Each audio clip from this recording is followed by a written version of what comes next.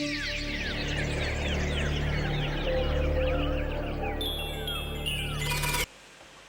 dear student, stay safe, stay home.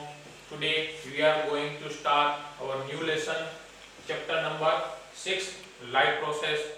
Before the starting this lecture, I hope you are enjoying your quarantine time with your family, and I request to you again, subscribe our channel and press the bell icon so you will get the notification about new videos. So today we are going to start new chapter. Chapter is life processes. What is the meaning of life processes? We are doing the several activities in the life, but some one example is here. You are looking for the dog running, cow chewing, bird and man shouting loudly. ये सब आपने देखा होगा कि कोई बार dog है वो चलता होता है, दौड़ता होता है, कई बार खाने के लिए वो एक जगह से दूसरी जगह पे चला जाता है, कई बार आपने कई लोगों को चिल्लाते हुए देखा होगा, कई बार आपने काऊ को कोई चारा खाते हुए देखा होगा। तो वो सभी जो है वो एक लाइफ का ही एक पार्ट है, क्योंकि वो सभी कोई ना कोई किसी ना किसी काम के लिए कुछ ना कुछ एक्टिविटीज करते रहते हैं। ये सभी लाइफ का ही एक पार्ट होता है। We tend to think of some moment, but a plant is not visibly growing, is still alive. आपने कई बार ऐसा देखा होगा कि लाइफ प्रोसेस में कई लोग कई सारी एक्टिविटीज करते हैं। एक्टिविटीज की वजह से उसकी कोई ना कोई मूवमेंट होती है, और मूवमेंट की वजह से आपको पता चलता है कि आदमी या तो फिर ये कोई भी एनिमल्स किस तरह से वर्क करता है और वो किस तरह से ग्रो करता है। जब छोटे बच्चे होते हैं, जैसे उसकी उम्र बढ़ने लगती है, उसके हाथ, पैर, आंख, बाल आना शुरू हो जाता है, दांत गिर जाते हैं, नए दांत आना शुरू हो जाता है। तो इस तरह से हमें पता चलता है कि बच्चा है वो ग्रो कर रहा है। पर प्लांट में ऐसा दिखता नहीं है, क्योंकि प्लांट में कोई स्पेशल ऑर्गन होते नहीं है। आपको सिर्फ प्लांट की हाइट बढ़ती हुई दिखती है, इसलिए आपको ऐसा लगता है कि वो ग्रो कर रहा है, पर उसका कोई स्पेशल ऑर्गन होता नहीं है। Living organisms have tissues, tissues have cells, cells have smaller component in them. हमारे बॉडी में क्या होता है? टिश्यू। हमारा जो स्किन होता है टिश्यू से बनता है। टिश्यू किससे बनता है? तो सेल, उसमें सेवरल कंपोनेंट्स ऑफ सेल होते हैं, और सेल के अंदर भी दूसरे सारे कई कंपोनेंट होते हैं। इस तरह से पूरा बॉडी हमारा बनता है, यानी कि सेल, टिश्यू और दूसरे उसके कुछ कंपोनेंट्स। तो ये उसका बेसिक पार्ट था। Now one question rising here, what our life process? Life process क्या है वो पहले समझना पड़ेगा, ये तो सिर्फ उसका बेसिक पार्ट था। तो लाइफ प्रोसेस क्या है? The process is which together perform this maintenance job are life process। क्या कहा लाइफ प्रोसेस के बारे में? कि हमारे बॉडी में, हमारे बॉडी को मेंटेन करता है एक ऐसा कुछ फंक्शन जिसको हम कहेंगे लाइफ प्रोसेस। फॉर एग्जांपल, जब विंटर होता है तो हमें ठंड लगती है, हम स्वेटर पहन लेते हैं। जब बहुत ज्यादा धूप होती है तो फैन ऑन कर देते हैं या तो फिर एसी ऑन कर देते हैं, है ना। तो हम अपने आप को प्रोटेक्ट करने के लिए, अपने आप को खुश करने के लिए हम कुछ ना कुछ एक्टिविटीज करते रहते हैं, और अपने आप को और हमारी लाइफ को मेंटेन करते हैं। तो उसको ही कहते हैं life process. This maintenance processes are needed to prevent damage and breakdown. Energy is needed for them. हम अपने आप को या तो फिर और सेल्फ को किसी भी प्रकार का डैमेज होने से बचाते हैं। कोई भी हमें नुकसान ना हो, किसी भी तरह का कोई हमें डैमेज ना हो, इसके लिए हम क्या करते हैं? कोई ना कोई एक्टिविटी करते रहते हैं, और इसके लिए हमें क्या करना पड़ता है? एनर्जी खर्च करना पड़ता है अपना बॉडी का। फॉर एग्जाम्पल, जब आप दौड़ते हैं तो आपकी सांसें फूल जाती है, हम ज्यादा ऑक्सीजन कैरी करने लगते हैं। क्यों? क्योंकि हमारा जो बॉडी का ऑक्सीजन का लेवल है या तो फिर ब्लड प्रेशर वो थोड़ा सा बढ़ जाता है, जिसकी वजह से बॉडी का टेम्परेचर बढ़ जाता है। तो हमें अपने आप को डैमेज होने से बचाने के लिए हम ज्यादा सांसें लेने लगते हैं, ज्यादा ऑक्सीजन लेने लगते हैं। तो ये क्या है? लाइफ का एक पार्ट, ये प्रोसेस है। The transfer a source of energy from outside the body of the organism is called food, और a process we are commonly called nutrition। हमें अपने बॉडी के अंदर एनर्जी चाहिए, एनर्जी के अलावा या तो फिर एनर्जी के सिवाय हम कुछ भी नहीं कर पाएंगे, नहीं तो एक कदम चल पाएंगे, इसलिए एनर्जी बहुत जरूरी है। तो एनर्जी हम कहां से लेंगे? फ्रॉम आउटसाइड द बॉडी, है ना। हम किसी भी खाने में से, कोई फ्रूट में से हम एनर्जी लेते हैं तो उसको कहेंगे हम फूड। और ये जो एनर्जी लेने का प्रोसेस है फ्रॉम आउटसाइड द बॉडी, उसको ही कहते हैं न्यूट्रिशन। तो ये न्यूट्रिशन का डेफिनेशन आपको यहाँ पे मिल गया, ये 1 मार्क्स के लिए आईएमपी कर देना। Life on earth depends on carbon based molecule. Most of foods sources are also carbon based molecules। क्या कहा यहाँ पे? हमारे अर्थ के ऊपर लाइफ ज्यादातर कार्बन बेस्ड मॉलिक्यूल के ऊपर डिपेंड होती है। जो भी हम खाना खाते हैं, जो भी हम कुछ एक्टिविटीज करते हैं, जो भी हम वस्तुएं बनाते हैं, ज्यादातर वो उसमें कार्बन प्रेजेंट होता है। और यहाँ पे कहा है मोस्ट, सभी नहीं, मोस्ट ऑफ ही, 100% 95% ऐसा समझ लो, या तो 90%। इतना जो भी हम वस्तुएं बनाते हैं, जो भी हम खाना खाते हैं, उसमें ज्यादातर कार्बन बेस्ड मॉलिक्यूल होते हैं। सो फूड सोर्स में भी देखो, फूड सोर्स में भी ज्यादातर क्या होता है? कार्बन बेस्ड मॉलिक्यूल प्रेजेंट होते हैं। तो ऐसा हम कह सकते हैं कि हमारा पूरा life process carbon based molecule के ऊपर डिपेंडेंट है। So different organisms can then use different kinds of nutritional process. तो हम ऐसे अलग अलग वस्तुएं होती है जिसका बेस हम अलग अलग न्यूट्रिशन प्रोसेस के लिए यूज करते हैं। फॉर एग्जांपल, जब आपकी बॉडी में हीमोग्लोबिन कम हो जाता है तो हम ऐसी कोई वेजिटेबल्स खाते हैं जिसमें हरी पत्तियां हो। दूसरा, हमारे बॉडी में फॉर एग्जांपल प्रोटीन कम हो जाए तो हम कठोर खाते हैं, कोई भी चना, ऐसा कुछ। दूसरा, हमारे बॉडी में ऐसे कई सारी डेफिशिएंसी आ जाती है, तो उस डेफिशिएंसी के हिसाब से अलग अलग खाना हमको प्रिस्क्रिप्शन में लिख दिया जाता है डॉक्टर की द्वारा। तो इस तरह से हमारी बॉडी में जो भी रिक्वायरमेंट होता है उसी तरह का हम खाना खाते हैं। Chemical reaction in the body are necessary. Oxidising reducing reaction are some of the most common chemical means to break down molecule.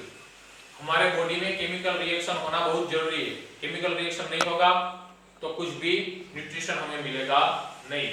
तो ऑक्सीडाइजिंग रिएक्शन ये हमारे बॉडी में किस टाइप से वर्क करता है?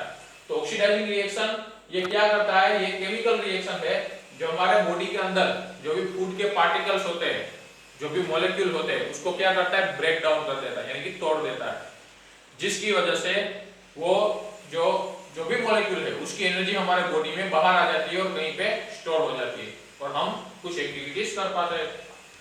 The process of occurring oxygen from outside the body and to use it in the process of breakdown of food sources for cellular needs is called respiration।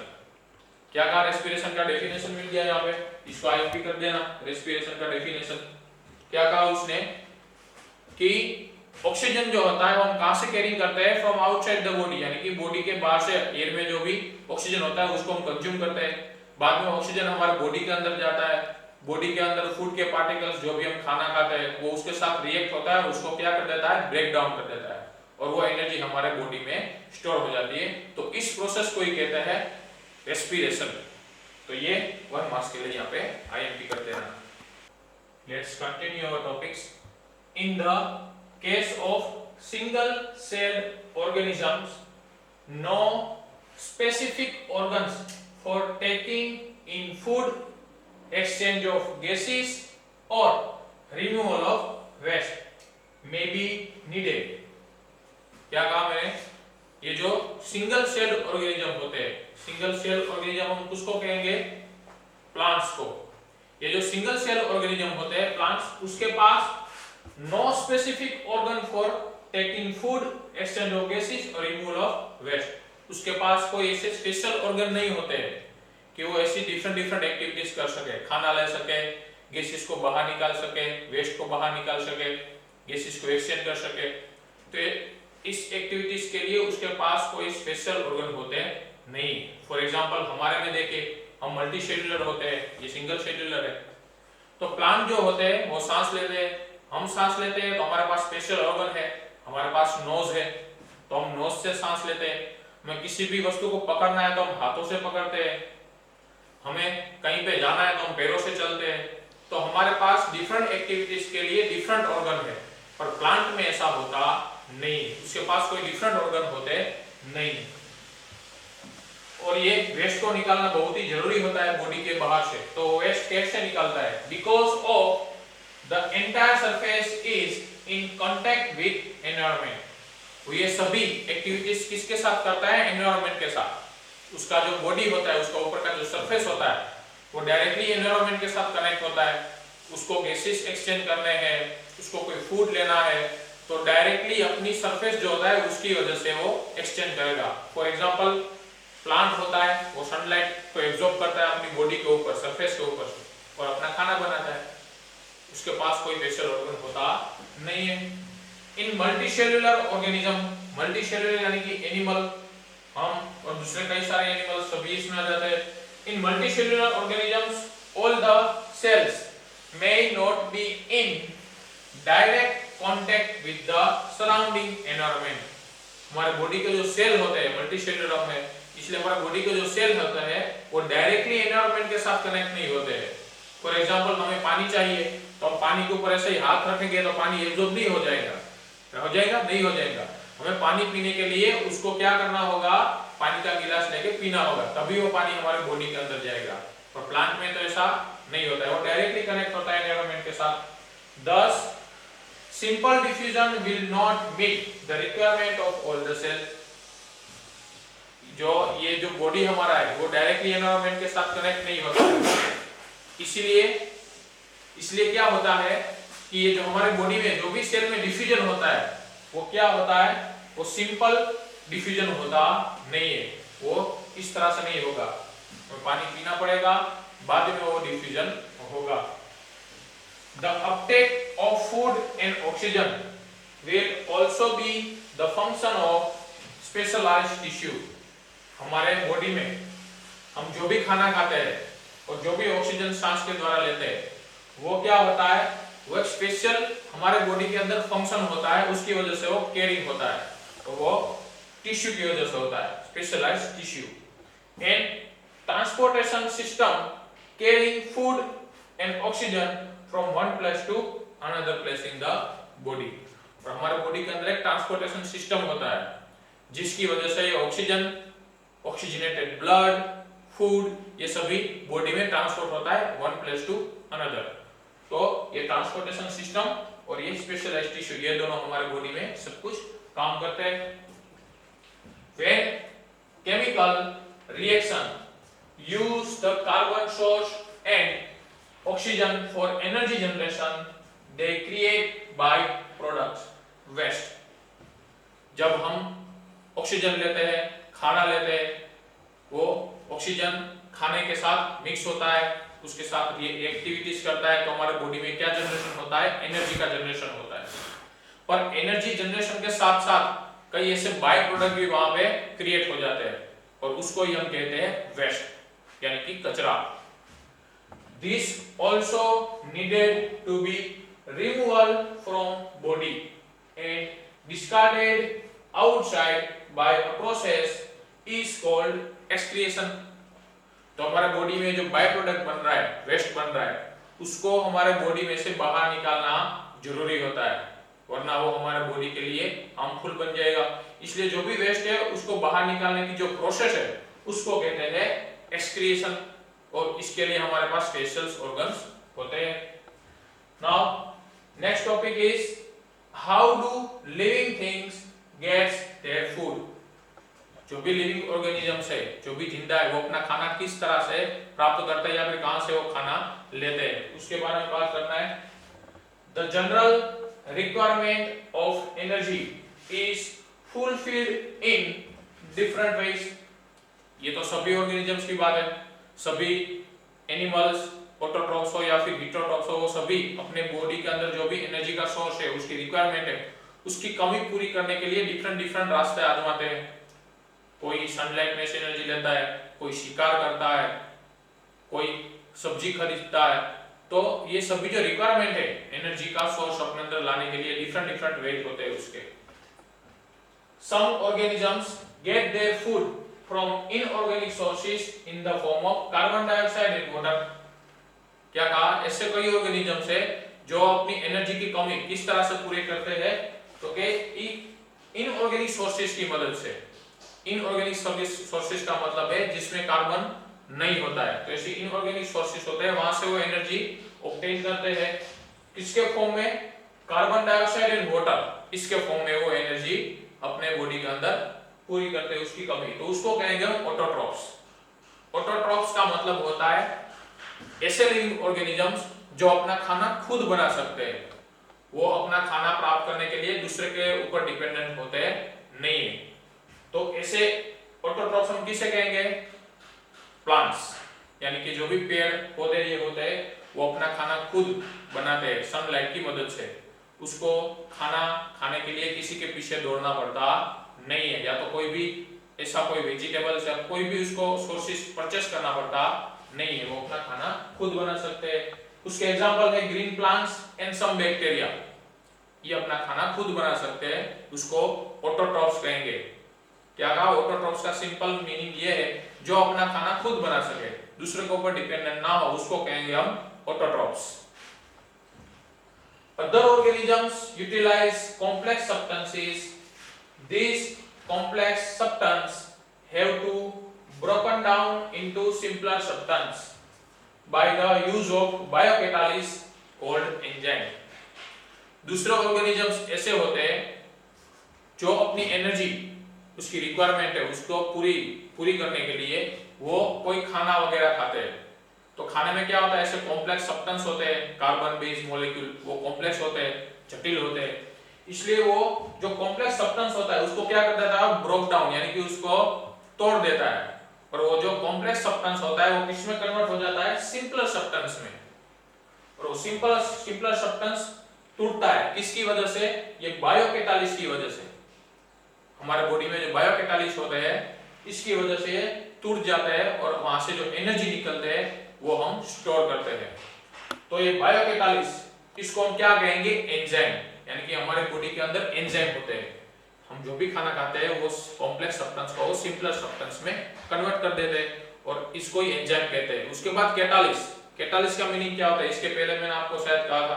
Catalysis का meaning फिर भी एक बार कह देता हूं। कैटालिसिस का मीनिंग ये होता है कि आपकी रिएक्शन रेट को वो इंप्रूव कर देता है, उसका रिएक्शन रेट होता है वो इंक्रीज कर देता है, वो किसी भी रिएक्शन में पार्टिसिपेट होगा नहीं और लास्ट में वो जैसा है वैसा ही वापस आपको मिलेगा।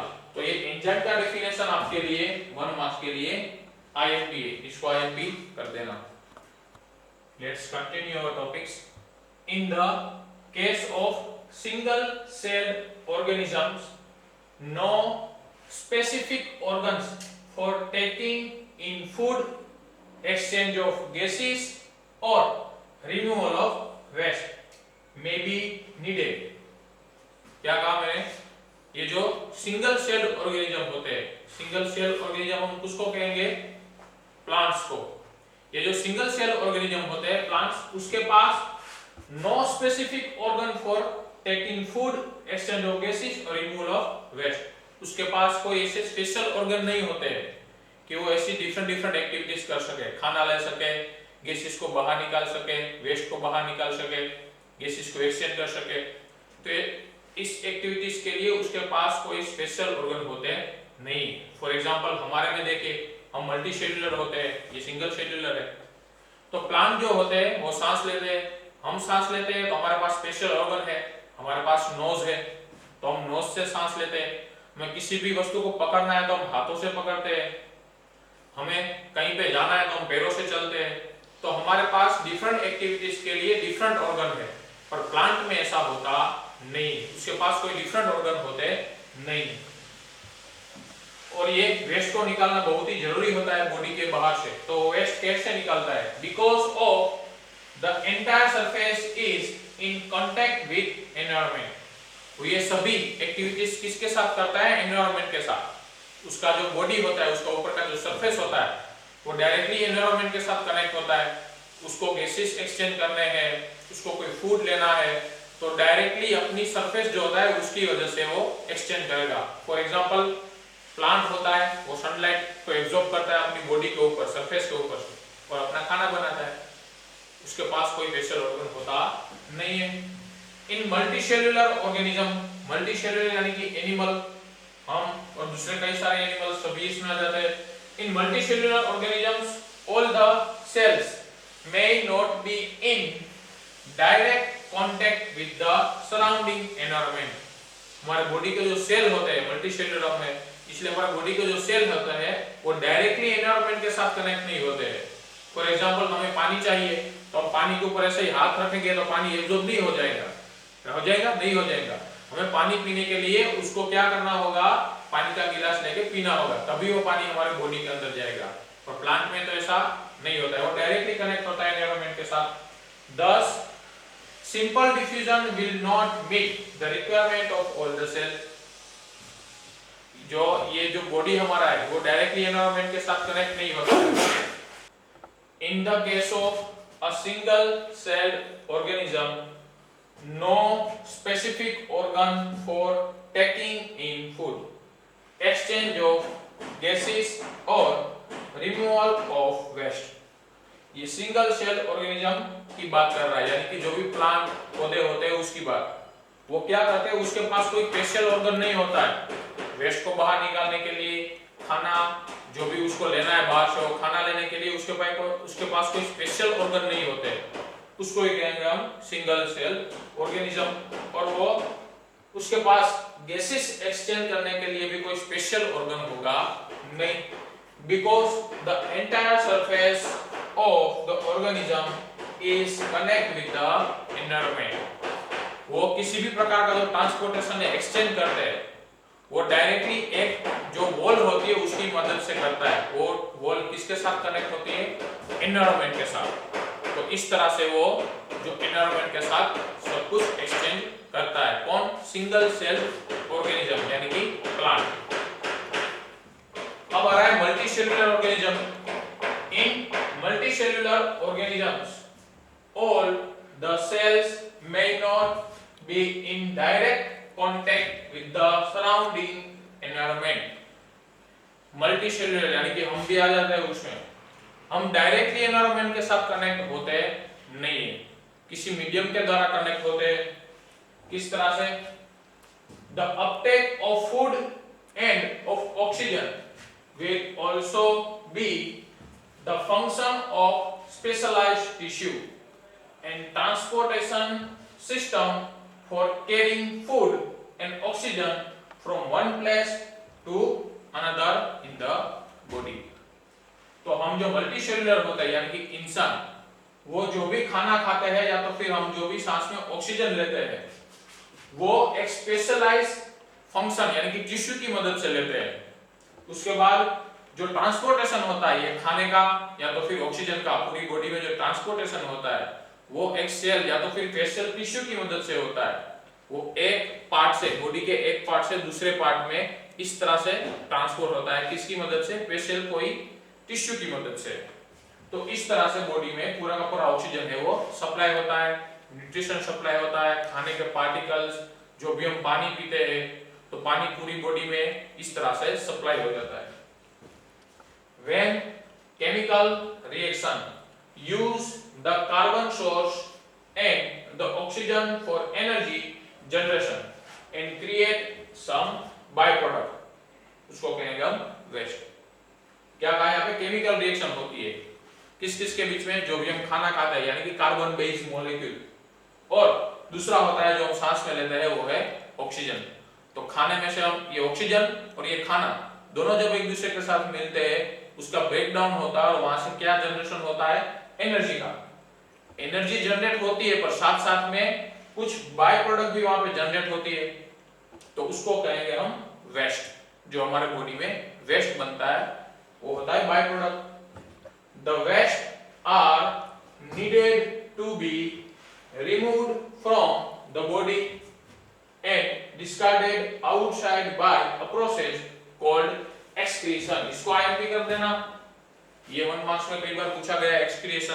क्या कहा उसने कि जब हमारे बॉडी में जो भी हम खाना खाते हैं या ऑक्सीजन केयर करते हैं उसकी वजह से जो भी वेस्ट बनता है उसको बॉडी में से बाहर निकालना जरूरी होता है, क्योंकि वो बॉडी में वेस्ट पड़ा रहेगा तो कोई ना कोई साइड इफेक्ट हमें पहुंचाएगा।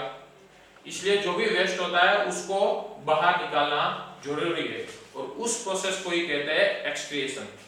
तो ये आपके लिए IMP है।